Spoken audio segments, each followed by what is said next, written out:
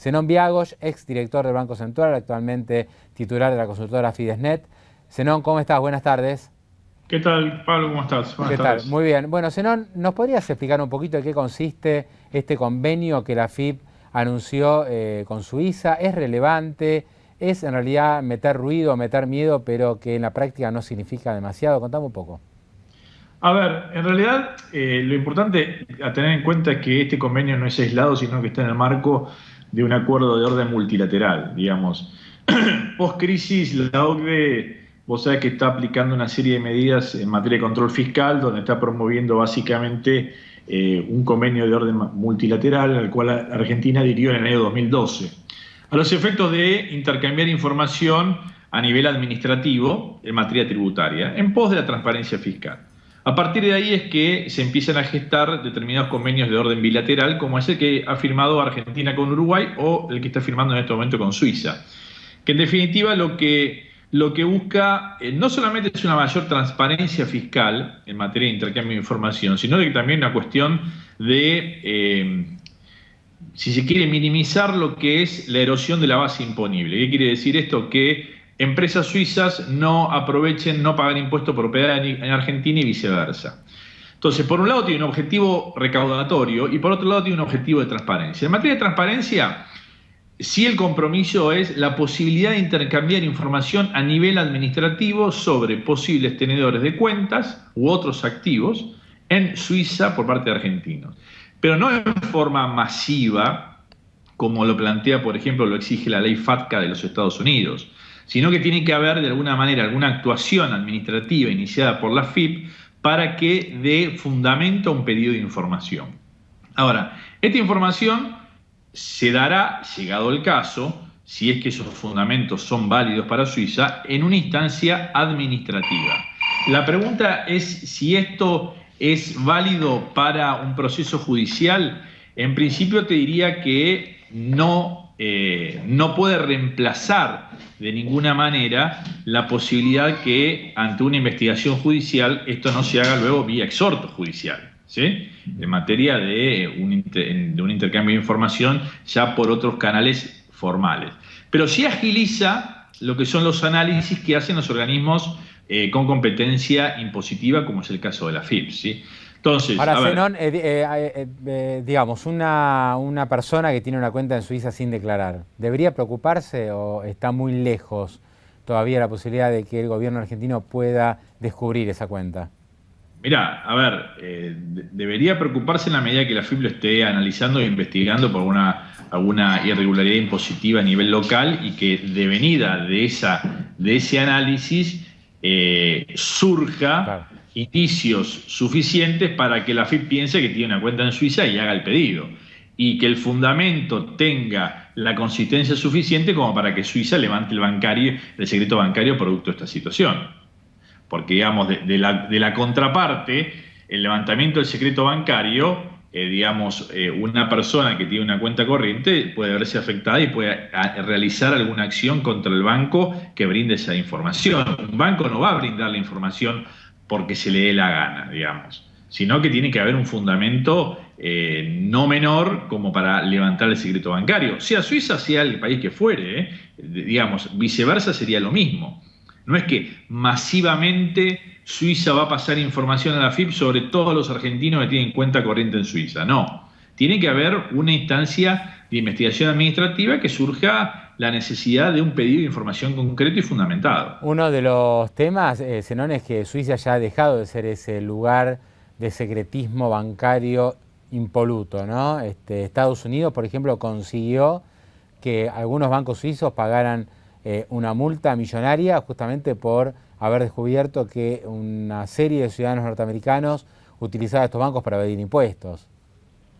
No, sin lugar a dudas, Suiza se está ayornando a lo que es esta tendencia a nivel internacional que se da en un mundo post-crisis donde el desequilibrio macroeconómico y el déficit presupuestario sobre el PBI global es de una magnitud tal relevante que la OCDE tiene hoy como política central ir sobre los flujos de evasión.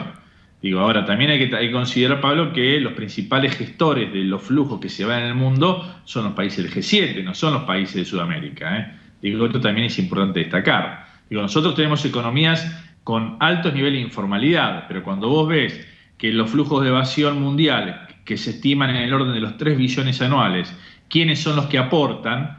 Si tomás Sudamérica o Latinoamérica sin Brasil, aportamos nada más que el 3%, siendo que el G7 aporta aproximadamente un 50%. O sea que los principales responsables digamos, de que haya dinero negro en el sistema financiero internacional y que existan los paraísos fiscales, digamos, no es Argentina, ¿no? Por más que tengamos 180.000 millones dando vueltas por el mundo. No, por supuesto que no, te reitero. Digo, a ver, el mismo Estados Unidos tiene un proceso de blanqueo cuasi permanente que se llama el FBAR, que es el Foreign Bank Account Report, por medio del cual, por ejemplo, en el año 2009, post-crisis, cuando necesitaron recaudar, sacaron una promoción para que los residentes americanos que tenían cuentas en el extranjero las declarasen pagando un impuesto menor al que tuvieron que haber pagado, y consiguieron que 65.000 residentes americanos declararan cuentas no declaradas. Así que no te creas que los argentinos somos los únicos, entre comillas, que podemos tener este tipo de práctica. Esto es algo normal. Zenón, ¿y cómo termina todo esto? Digamos, ¿vos cómo crees que digamos, va a ser el mundo dentro de 20 años? ¿Va a seguir existiendo el paraíso fiscal? ¿Van a seguir existiendo las cuentas offshore? ¿O se va a blanquear todo y a partir de ahí bueno, empieza otra historia, ¿no? Porque es como que hay cada vez menos recovecos, cada vez menos guaridas, como en su momento también las denominó Cristina Kirchner? Claro, pero ¿sabes lo que pasa? Que uno siempre lo mira desde el lado de quien ofrece el dinero negro, pero también hay que mirarlo del lado de quien demanda, porque la pregunta es, ¿dónde está este dinero? ¿Vos sabés cuánto dinero se administran vía los centros offshore, Pablo? No tengo ¿Cuál ni es idea. en términos de stock? 30 billones de dólares en términos de stock. Esto permite financiar 30 años de déficit americano. A ver, para que tengamos una idea de magnitud. La pregunta que yo te hago es, ¿dónde está este dinero?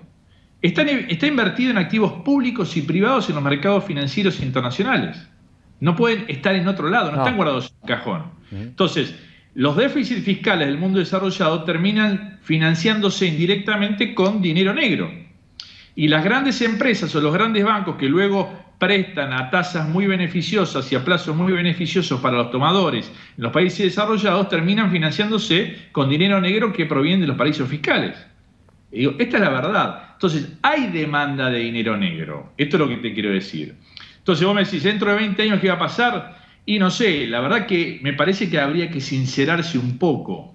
Vos fíjate la reunión del G8 del año pasado que se llevó en Irlanda, cuyo vocero de los resultados fue David Cameron, fue muy criticado producto de que las 100 empresas más importantes que cotizan en la Bolsa de Londres tienen declaradas 8.000 subsidiarias en paraísos fiscales, de los cuales 2.000 de esas 8.000 subsidiarias están en paraísos fiscales que dependen de la misma corona británica. Bueno, mismo en Estados Unidos está habiendo muchos escándalos, incluso con Apple, que recién la mencionábamos en una nota con Andrés Cardenal. Apple, buena parte de sus ganancias las termina declarando en subsidiarias que están en paraísos fiscales y no pagan impuestos a las ganancias. Pero por esto pasa con muchas empresas. Claro, exactamente. Entonces, a ver, y de hecho la OCDE acaba de poner en marcha un mecanismo que se llama el proyecto BEPS, B-E-P-S, que es el Base Erosion and Profit Shifting. ¿Qué quiere decir esto? Justamente para evitar que se erosione la base imponible. Porque en la medida que vos traslades tu facturación o tu renta a jurisdicciones donde no tenés impuesto a la renta, digo, va a seguir ocurriendo lo mismo. Fíjate el estado de Delaware. Tomá las 100 empresas también que cotizan más importantes en la bolsa de Nueva York y pregunta cuántas tienen domicilios o subsidiarias en el estado de Delaware. Te diría que el 90%. Y vos fíjate un hecho bastante emblemático que yo siempre lo reitero. En esta reunión que hubo del G8 en Irlanda hace poco menos de un año, ¿sabés quién le mandó una nota a David Cameron días antes de empezar la reunión? El Papa Francisco. Y pidiéndole, por favor, que las reglas económicas mundiales estén guiadas por la ética de la verdad. ¿Qué te quiero decir con esto? Que hay un profundo doble discurso a nivel mundial, donde Argentina forma parte. Digo, lamentablemente es así. Forma parte porque es una realidad internacional. Hay mucho dinero de origen legal que no se declara. Y yo creo que una sana cultura tributaria se va gestando, se va creando con, de alguna manera, una sana administración de los recursos de la sociedad. Se gana con el ejemplo. Al final, y en esto parece que hay que trabajar. Zenón, al final Cristina con esto del doble estándar tenía razón, ¿no? Que se refería al caso Crimea, ¿no? Pero cómo se pregona algo desde los países desarrollados y se elabora un discurso que después en la práctica ellos mismos son los primeros en infringir. Pero totalmente de acuerdo por ese lado. Y por otro lado, a mí me da la impresión que hace falta una mayor organización regional para fijar posturas regionales. ¿Cómo puede ser que nosotros, de alguna manera, aceptemos todas las reglas de juego para solucionar problemas originados por ellos, que le afectan a ellos y que la solución es exclusivamente para ellos, en entornos donde nuestros países son mucho más riesgosos por temas que, te diría, que exceden a cuestiones culturales, como son los niveles de informalidad? Entonces, me parece que es importante que a nivel regional se fije posición en esta materia, porque si no, siempre tenemos que danzar en pos de las necesidades del mundo desarrollado. Zenón Viagos, como siempre, un gran gusto. Muchísimas gracias por este contacto, muy amable. Te agradezco a vos, Pablo. Muchas gracias.